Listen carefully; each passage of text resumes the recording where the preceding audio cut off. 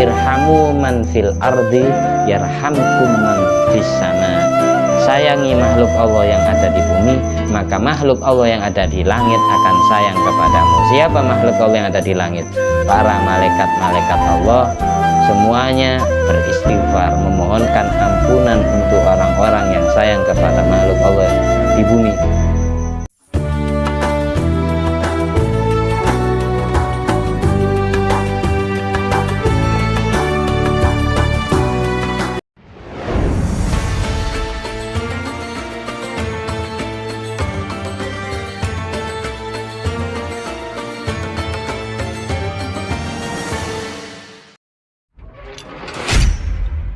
Assalamualaikum warahmatullahi wabarakatuh. Alhamdulillahirabbil alamin alladzi bi ni'mati tatimmus sholihat wa bi dzikri sholaha'i tatanazzalur rahmat wal barakat. Wassalatu wassalamu ala sayyidi sadat sayyidina maulana Muhammadin qutbil qadat wa ala alihi wa ashabihi alanjumi zahirat amma ba'du. Allahumma sholli ala ruhi sayyidina Muhammadin fil arwah wa ala jasadi fil ajsad wa ala qabri fil kubur wa ala alihi washabihi wasallim. Rabbi syrah li sadri wa yassir li amri wa hlul 'uqdatam min lisani yafqahu qawli. Rabbi zidni ilma warzuqni fahma. Allahumma iftah alaina futuhal arifin wa ja'alna khalisatan liwajhikal karim. Allahumma iftah alaina futuhal arifin wa ja'alna khalisatan liwajhikal karim. Allahumma iftah alaina futuhal arifin wa ja'alna khalisatan liwajhikal karim. Allahumma rzuqna fahman nabiyyin wa ilhamal malaikatil muqarrabin. Allahumma nawwir qulubana bi nuri hidayatika kama nawwaratal arda bi nuri syamsika. Allahumma nawwir qulubana bi nuri hidayatika kama nawwaratal arda bi nuri syamsika. Allahumma nawwir qulubana bi nuri hidayatika kama nawwaratal arda bi nuri syamsika. Rabbana anfa'na bima 'allamtana, Rabbi 'allimna alladhi yanfa'una, Rabbi faqihna wa faqih ahlana wa qarabati lana fi dinina. Allahumma inna na'udzubika min ilmin la yanfa' wa qalbin la yakhsha wa amalin la yurfa' wa du'ain la yusma'. Amin. Allahumma inna na'udzubika min adzabil qabri wa min adzabin nar wa min fitnatil mahya wal mamat wa min fitnatil masiihid dajjal. Allahumma sholli ala sayyidina Muhammadin wa ala ali sayyidina Muhammad. Adanil jud wal karam bail ilmi wal hilmi wal hikam barik wa sallim alhamdulillahirabbil alamin. Di malam hari ini kita akan membaca kitab Nasha'ihul Ibad halaman 19 bab ar-rubai. Bab asulasi sudah hatam, sekarang bab ar-rubai, bab seperempat. Makola ada 4 perkara.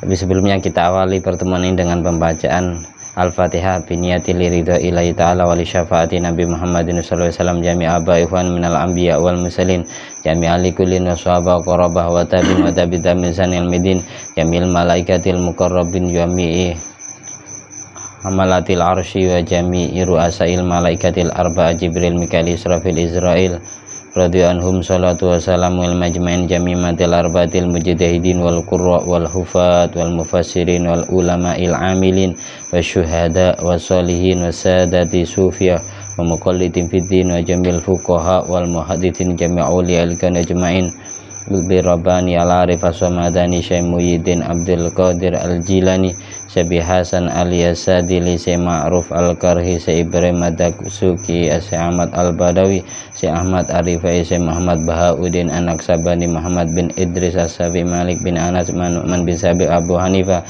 Imam Ahmad bin Hanbal Bibdarin Al-Ghifari Umar Al-Faruq Abi Musa Al-Asy'ari Salim bin Abdullah bin Umar bin Abdul Aziz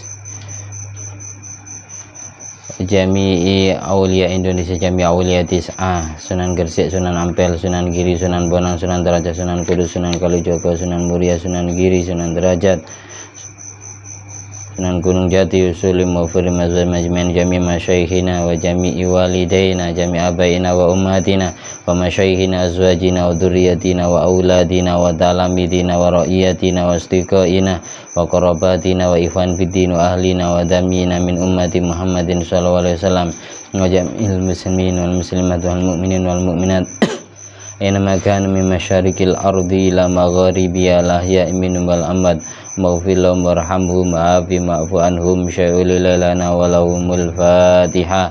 A'udzubillahi minasyaitonir rajim. Bismillahirrahmanirrahim. Alhamdulillahirabbil alamin arrahmanir rahim maliki yaumiddin. Iyyaka na'budu wa iyyaka nasta'in ihdinas siratal mustaqim siratal ladzina an'amta 'alaihim ghairil maghdubi 'alaihim waladdallin amin. Babur rubai. Bismillahirrahmanirrahim. Fihi sab'atun wa salasuna mau'idatan. Di dalam bab rubai ini mengandung 37 mau'idah, pitutur atau nasihat. Sama niyatun akhbarun wal baqi asarun. Yang 8 dari 30 itu, yang 8 dari 37 itu merupakan hadis Nabi Muhammad SAW, sedang sisanya adalah asar, makalah-makalah para sahabat, para ulama, dan para aulia, hamba-hamba Allah yang soleh. Al-maqalatul ula. Sekarang membahas makalah yang pertama. Tidak usah panjang-panjang ya. Mungkin kita bahas separuhnya, sisanya nanti kita bahas di pekan berikutnya. Makalah yang pertama, ruwiya diriwayatkan sebuah hadis an Rasulillah sallallahu alaihi wasallam annahu qala, bahwa Nabi Muhammad SAW pernah bersabda li Abi Dzarrin Al-Ghifari radhiyallahu anhu, terhadap sahabat Abi Dzarrin Al-Ghifari, semoga Allah meridhai beliau. Wa ismuhu Jundub bin Junadah. Nama asli daripada Abi Dzarrin Al-Ghifari adalah sahabat Jundub bin Junadah. Ini termasuk sahabat perang Badar. Sahabat Jundub bin Junadah nama asli. Nama julukannya Abi Dzarrin Al-Ghifari. Kenapa kok dijuluki Abi Dzarrin Al-Ghifari? Karena Abi Dzarrin Al-Ghifari ini setiap harinya istiqomah sodako kepada semut. Jadi setiap hari beliau itu punya gula yang ditaburkan di depan rumahnya, yang diniati sama beliau niat sodako kepada semua semut. Makanya dijuluki Abi Dzarrin. Abi Dzarrin itu bapaknya semut. Nama aslinya Jundub bin Junadah. Banyak sahabat-sahabat Nabi yang punya julukan hewan. Contohnya sahabat Abdurrahman bin Sokhr, gara-gara sayang kepada kucing kemudian dijuluki Abu Hurairah. Bapaknya kucing kecil, Abu Hurairah. Nama aslinya Abdurrahman bin Sokhr. Jadi bukan hanya sekarang para wali yang sayang ke kucing, yang peduli kepada semut. Sejak dulu zaman sahabat Nabi juga demikian. Semua orang yang sayang kepada binatang derajatnya diangkat oleh Allah. Gara-gara kucing jadi wali, gara-gara semut diangkat jadi kekasih Allah, dosa-dosanya diampuni. Meskipun semut tidak berakal, meskipun kucing tidak berakal, tapi tetap yang menciptakan adalah Allah. Jadi ketika kita ngasih makanan gula kepada semut, ngasih makanan ikan kepada kucing, itu tetap dapat pahala sedekah. Berarti kita peduli kepada makhluk Allah yang lemah. Makanya di dalam awal pertemuan bahas kitab Nashul Ibad ada cerita Imam Abu Hamid Al-Ghazali. Beliau diampuni semua dosanya, diangkat derajatnya menjadi wali Allah, bukan karena karangan kitabnya banyak, bukan karena alim, bukan karena ibadahnya banyak, tapi karena pernah pada saat ngarang kitab Imam Ghazali tiba-tiba di tinta yang mau dituliskan untuk nulis kitab ada lalat yang menghinggap. Dihisap lalat itu kelaparan. Setelah kenyang pergi terbang, ada lalat lain nginggap. Dibiarkan sama Imam Ghazali tidak gerak-gerak. Pergi lagi, dibiarkan tidak gerak-gerak, pergi lagi. Sampai 3 lalat. Sesudah itu tidak ada lalat lagi, beliau neruskan nulis kitab. Gara-gara inilah kemudian Allah mengangkat derajatnya Imam Ghazali jadi wali Allah. Sudah Imam Ghazali wafat, ada sebagian ulama yang mimpi ketemu Imam Ghazali. Nama jenengan ini kok diangkat derajatnya di alam kubur ini? Kok istimewa kayak hidup di hotel bintang 5 di alam barzahnya? Imam Ghazali jawab, gara-gara 3 ekor lalat yang hinggap di tintanya. Imam Ghazali ngamalkan sebuah hadis, irhamu man fil ardi yarhamkum man fis sama. Sayangi makhluk Allah yang ada di bumi, maka makhluk Allah yang ada di langit akan sayang kepadamu. Siapa makhluk Allah yang ada di langit? Para malaikat-malaikat Allah semuanya beristighfar, memohonkan ampunan untuk orang-orang yang sayang kepada makhluk Allah di bumi. Sayang kepada manusia, sayang kepada bangsa jin. Misal lampen bisa lihat jin minta makan, ya dikasih makan. Makanan pokoknya jin, ada yang tulang, ada bau harum dan lain sebagainya. Ada binatang seekor semut pun ya dikasih makan. Makanya dulu Nabi Sulaiman bin Daud alaihi wassalatu wassalam pada saat berjalan, beliau kan salah seorang nabi yang diberi mukjizat bisa memahami semua bahasa binatang. Bukan hanya binatang sebangsa unggas, binatang yang melata di bumi sekecil semut pun beliau dengar. Makanya di Al-Quran ada surat An-Naml. An-Naml itu raja semut. Raja semut. Karena dalam perjalanan Nabi Sulaiman ini dengar suara raja semut yang menyerukan kepada rakyatnya. Ya ayyatuhan namlu udkhulu masakinakum la yahtimannakum Sulaiman wa junuduh.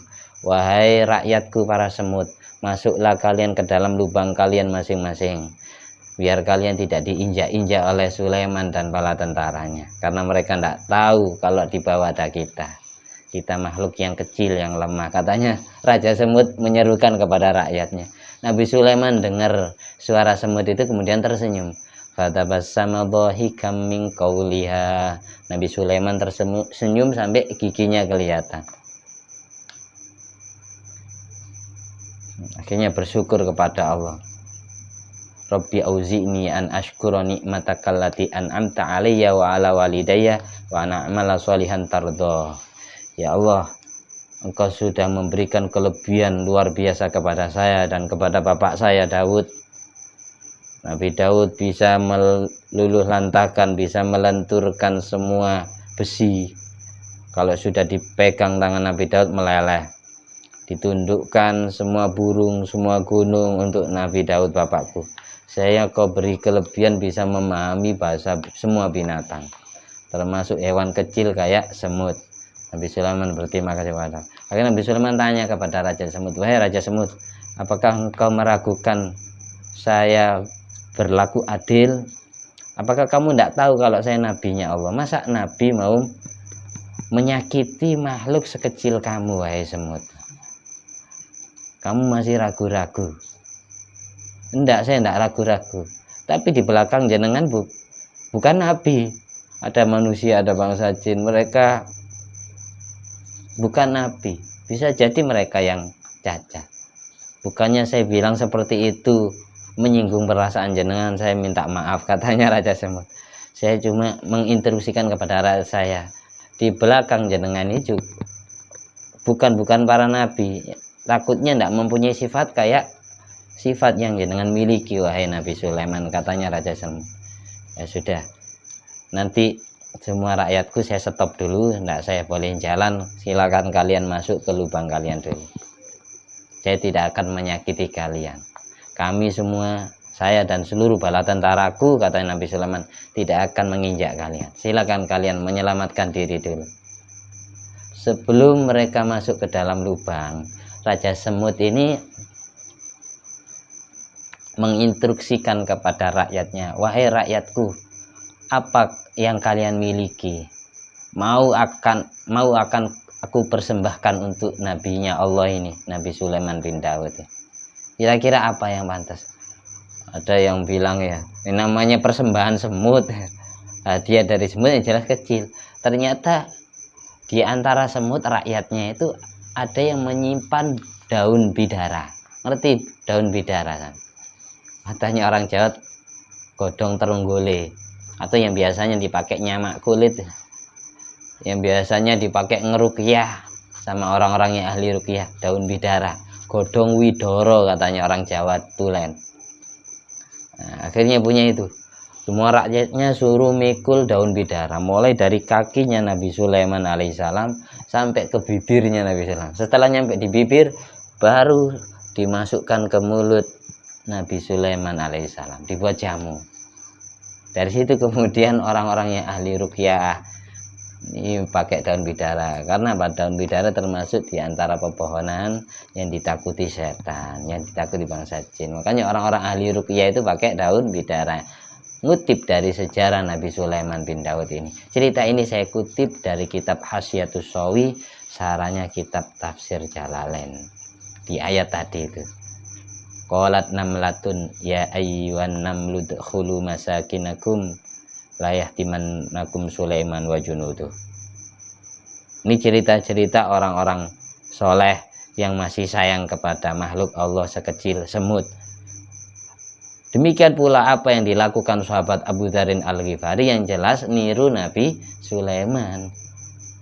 Makanya dijuluki bapaknya semut.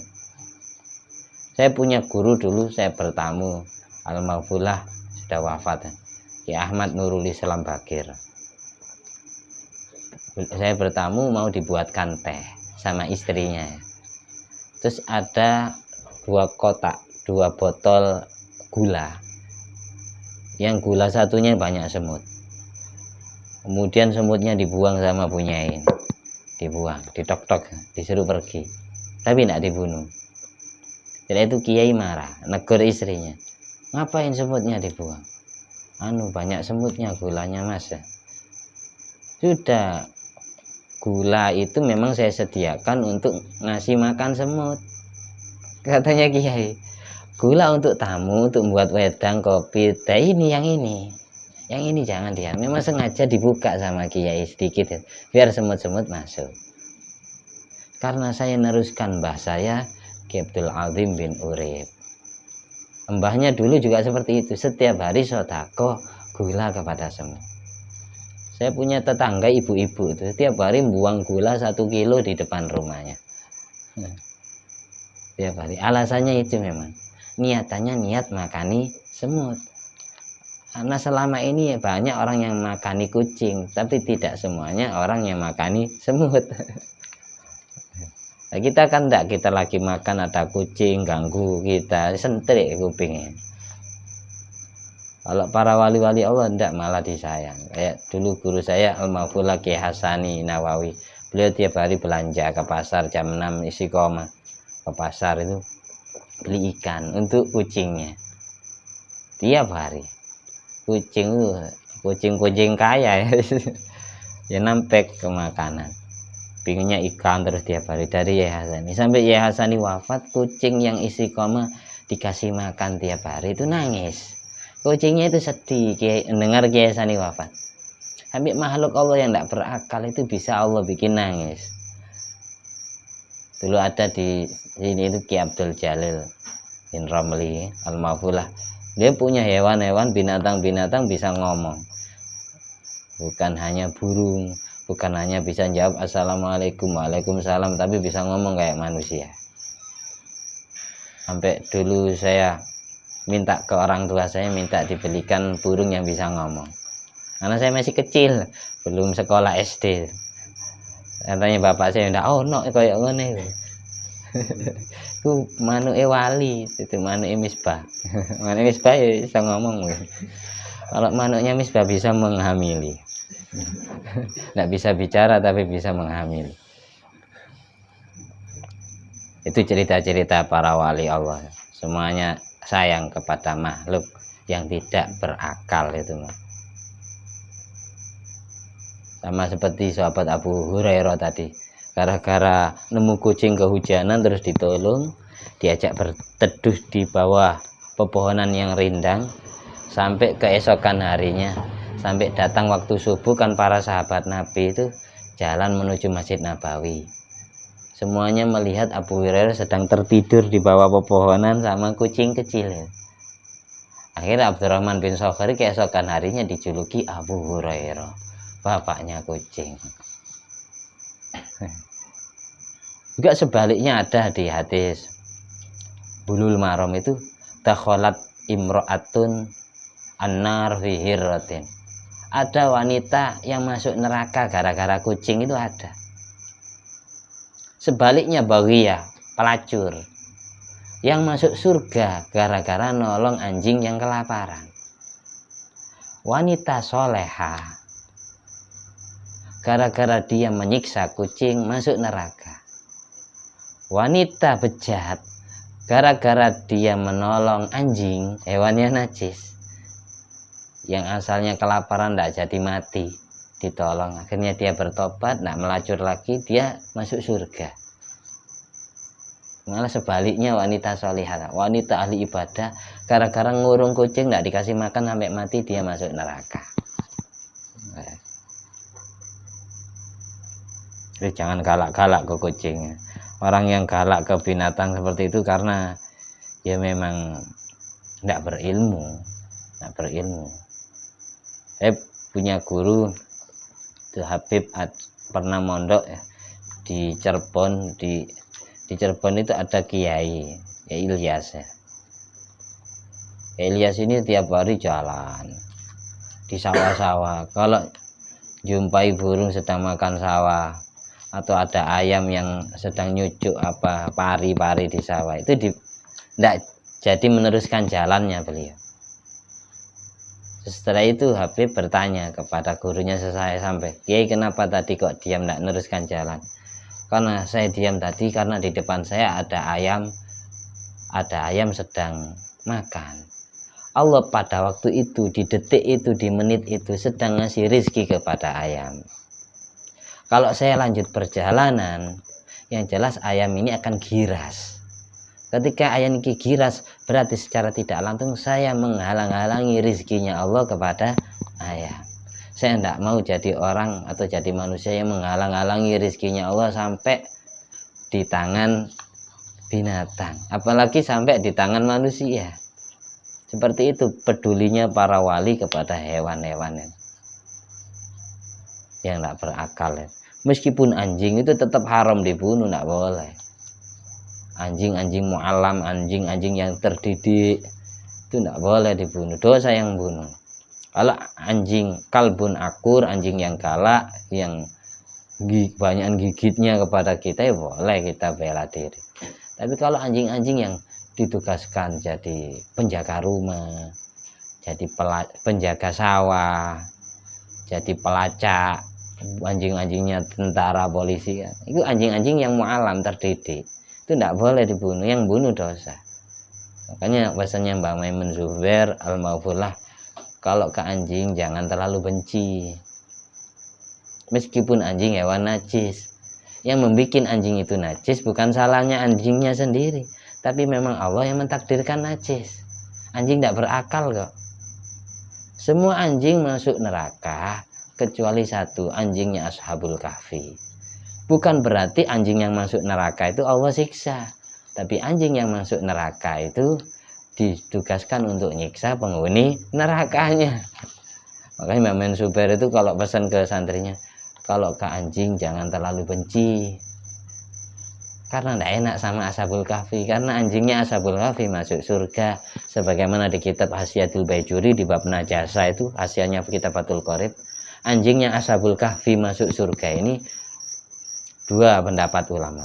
Ada yang memang berpendapat anjingnya Ashabul Kahfi dibikin suci sama Allah, bukan najis mughalladhah. Yang kedua, asalnya najis memang, tapi ketika mau dimasukkan di surga, sifat najisnya Allah hilangkan. Orang terjilat anjing itu najis. Cara mensucikan najis mughalladhah itu dibasuh berapa kali? Ingat teman, dibasuh 7 kali basuhan. Tapi salah satu dari 7 ini wajib dicampur dengan tanah, dengan debu. Mengapa kok wajib dicampur dengan tanah? Saya sering ditanyai sama anak-anak itu, kenapa kok cuma najis mughalladhah, najis babi, najis anjing itu cara mensucikannya tidak cukup pakai air, kenapa wajib pakai tanah? Salah satu dari 7 basuhan itu harus dicampur dengan debu, dengan tanah. Kenapa? Saya baca di kitab Ibanatul Ahkam, syarahnya kitab Bulughul Maram, dijelaskan bahwa di dalam najis anjing atau najis babi, di dalam najis mughalladhah itu mengandung baksil, bakteri, wabah, penyakit, Yang penyakit itu, yang virus itu tidak dapat termatikan, terbunuh kecuali dengan tanah. Beda dengan najis-najis yang selain anjing babi, itu cukup pakai air sudah terbunuh, hilang. Tapi kalau najis anjing, najis babi mengandung racun, yang racun itu tidak bisa mati kecuali dengan tanah, sehingga syariat mewajibkan wajib salah satu dari 7 kali basuhan itu dicampur dengan tanah, dicampur dengan debu, biar mati kumannya. Kayak gitu sampean. Makanya tidak harus dijilat, tangan kita basah, megang punggungnya anjing, ini sudah najis mughalladh toh. Atau tangan kita kering, megang punggungnya anjing yang sedang berkeringat, ini sudah najis mughalladh. Kalau sama-sama keringnya, anjingnya kering, tangan kita kering, maka tidak najis. Ngerti ya? Yang mungkin najis kalau basah, salah satu dari kedua belah pihak ini ada yang basah. Meskipun tangan kamu kering, tapi yang dijilat ya jilat adalah basah. Ngerti ya? Paham ya? Itu masuk ke fikih. Sekarang kita balik ke tasawuf lagi, gara-gara bab anjing. Ada lagi di kitab Fawaidul Muhtaroh, mumpung ingat saya habiskan ceritanya. Ada salah seorang Habib, namanya Habib Abdullah Al-Idrus bin Abu Bakar As-Sakran bin Abdurrahman As-Segaf. Habib Abdul Al-Idrus ini semua Habib yang marganya Al-Idrus ini keturunan beliau.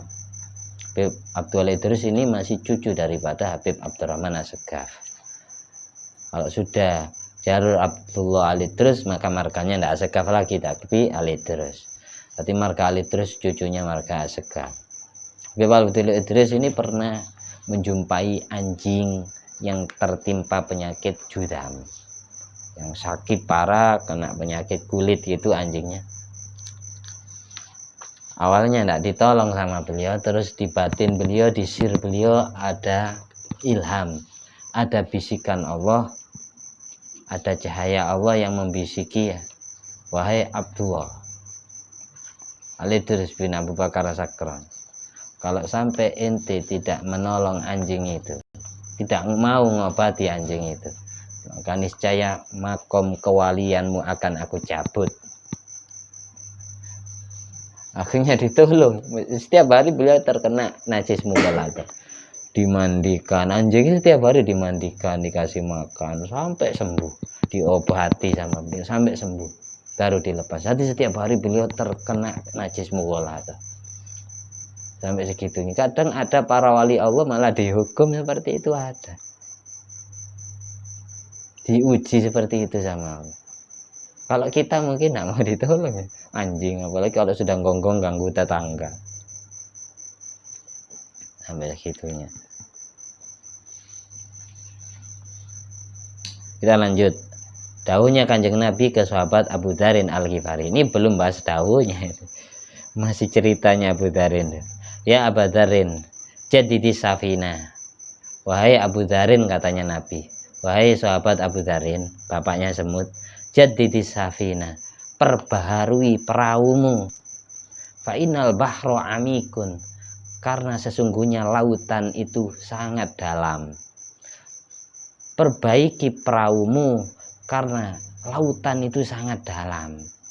Ini bahasanya Nabi ini sangat majas, sangat lembut, sangat dalam ini. Kalau orang yang tidak paham akan memahami zahirnya saja. Perbaharui perahumu wahai Abu Darin, karena samudera itu sangat dalam. Maksudnya apa? Ai ahsinin niat fi kulli ma ta'ti wa nazar litahsulalakal ajru wan najat min adzabillah. Wahai Abu Darin, perbaiki semua niatanmu dalam melakukan aktivitas-aktivitas yang kamu kerjakan tiap hari, agar aktivitas kamu meskipun bukan ibadah tapi tetap dapat pahala dan menyelamatkan kamu dari siksa Allah. Contohnya, kita makan kita diniati biar kuat ibadah. Kalau saya tidak makan, saya nanti lemes sholatnya, saya lemes ngajinya.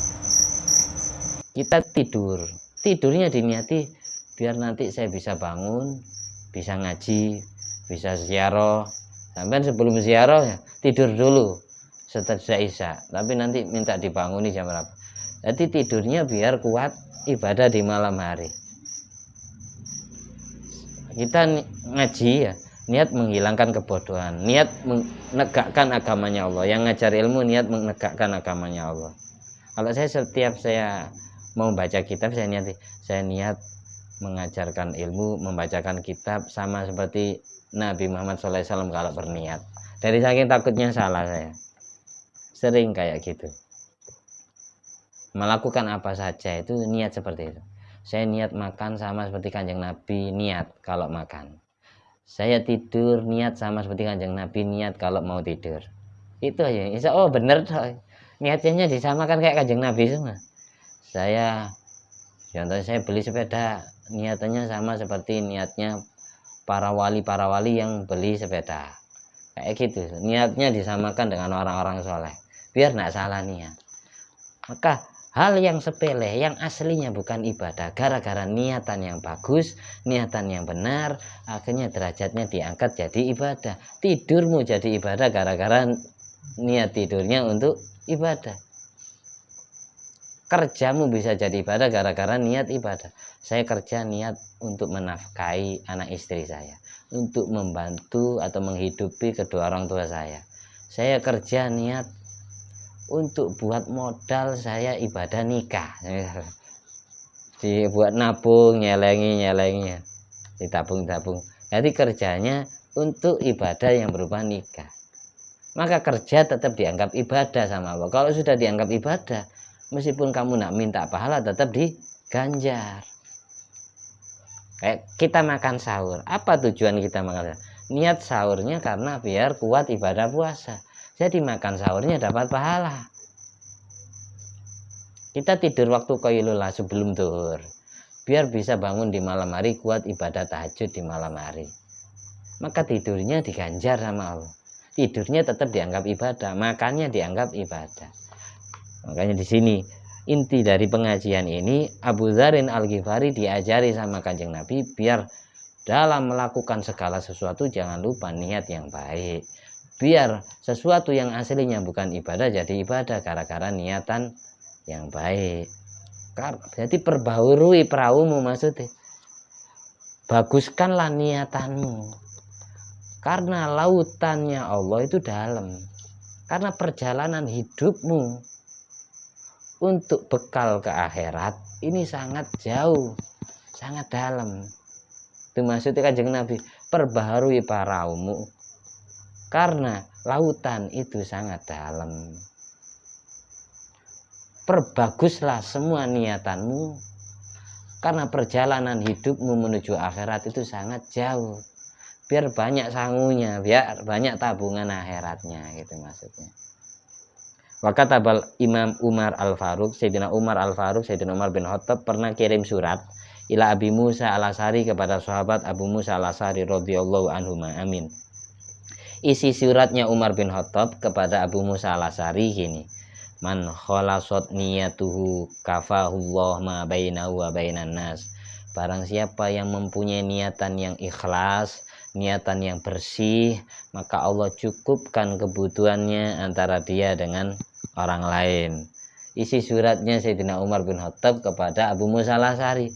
Kemungkinan pada waktu itu Abu Musa Al-Asy'ari salah niat atau diingatkan sama Umar bin Khattab, dikirimi surat. Karena dulu masih belum ada telepon. Man khalasat niyatuhu kafahullah ma bainahu wa bainan nas. Barang siapa yang niatannya baik, maka Allah cukupkan kebutuhannya dengan manusia yang lain. Wa kataba Salim bin Abdullah bin Umar Al-Khattab, cucunya Sayyidina Umar bin Khattab yang bernama Salim bin Abdullah bin Umar, ini juga pernah kirim surat kepada khalifah, namanya Khalifah Bani Umayyah ke-1 yang bernama Khalifah Umar bin Abdul Aziz. Tapi sama-sama cucu Sayyidina Umar ini. Hanya saja Khalifah Umar bin Abdul Aziz ini cucunya Sayyidina Umar bin Khattab dari ibunya. Kalau dari abahnya masih keturunan raja atau Khalifah Abdul Malik bin Marwan. Khalifah Umar bin Abdul Aziz cucunya Sayyidina Umar dari ibu. Dikirimi surat sama cucunya Sayyidina Umar dari jalur laki-laki, Salim bin Abdullah bin Umar bin Khattab. Ini kirim surat kepada dua pupunya, pada saudaranya, masih kerabatnya tapi jadi raja di Damaskus, Suriah. Jadi Umar bin Abdul Aziz ini jadi raja atau jadi khalifah di Damaskus, Suriah. Khalifah Bani Umayyah yang ke berapa? Ke-8. Kurang lebih seperti itu. Iklam, isi suratnya Salim, cucunya Sayyidina Umar, kepada Umar bin Abdul Aziz juga cucunya Sayyidina Umar.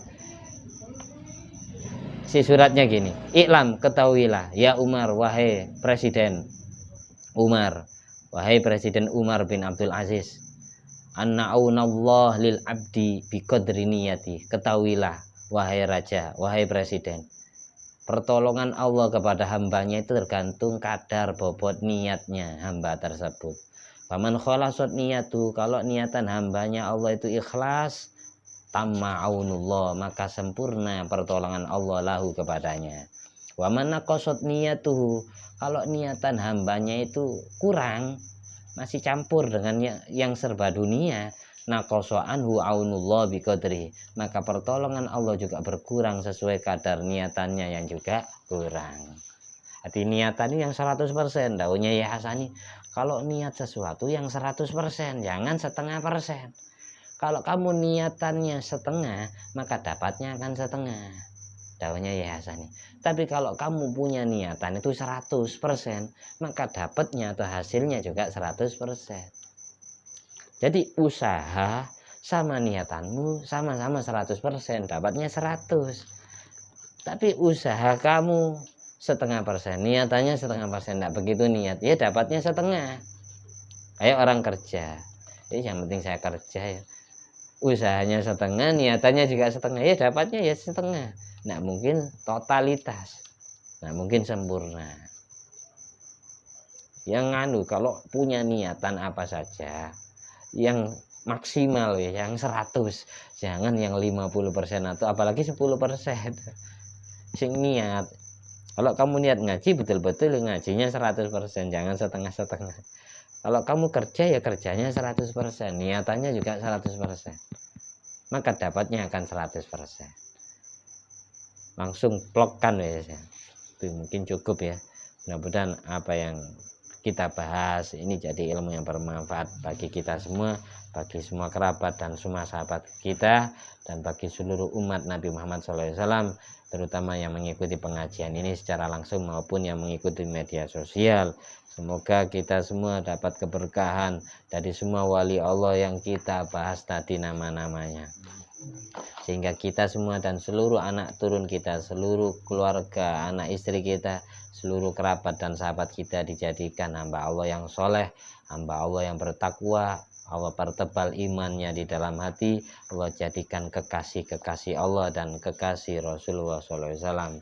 Dituntun jalan hidupnya menuju jalannya alladzina an'amta alaihim, jalannya hamba-hamba Allah yang diberi kenikmatan oleh Allah dari para nabi, para wali, siddiqin wasyuhada wassolihin, ala hadiniyat wa ala kulliyatin sholihah wa ala kulli man ala salafus sholih wa ala kulli niyati jamil anbiya wal awliya al hadirin fi hadal majlis, wa khususan Sunan Ampel Syekh Muhammad Nabi bin Umar al-Jawal Bandani, wa khususan Syekh Ibnu Hajar Ahmad bin Hajar al-Asqalani radhiyallahu anhum, salatu wassalam ajma'in, usuli mawfuri mazwajim durati milim ajma'in, wa jami' silsilati tariqati masanati manasabila hadrati Nabi Muhammadin sallallahu alaihi wasallam. Syai'ulilana walahumul fatihah. A'udzubillahi minasyaitonir rajim. Bismillahirrahmanirrahim. Alhamdulillahirabbil alamin arrahmanirrahim maliki yaumiddin. Iyyaka na'budu wa iyyaka nasta'in ihdinas siratal mustaqim siratal ladzina an'amta 'alaihim ghairil maghdubi 'alaihim waladdallin amin. At-tahiyatul mubarakatus salawatut thayyibatu lillah.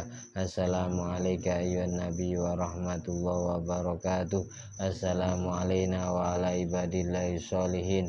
asyhadu an la ilaha illallah wa asyhadu anna muhammadar rasulullah. Allahumma sholli ala sayyidina Muhammadin wa ala ali sayyidina Muhammad kama shallaita ala sayyidina Ibrahim wa ala ali sayyidina Ibrahim wa barik ala sayyidina Muhammad wa ala ali sayyidina Muhammad kama barakta ala sayyidina Ibrahim wa ala ali sayyidina Ibrahim fil alamin innaka Hamidum Majid. Alhamdulillah alladzi at'amani hadzal ilma wa razaqani min ghairi haulin minni wala quwwatin bi fadli subhana rabbika rabbil izzati amma yasifun wa salamun alal mursalin walhamdulillahi rabbil alamin. Subhanakallahumma ahya wa bihamdika asyhadu an la ilaha illa anta astaghfiruka wa atubu ilaik. Assalamualaikum warahmatullahi wabarakatuh.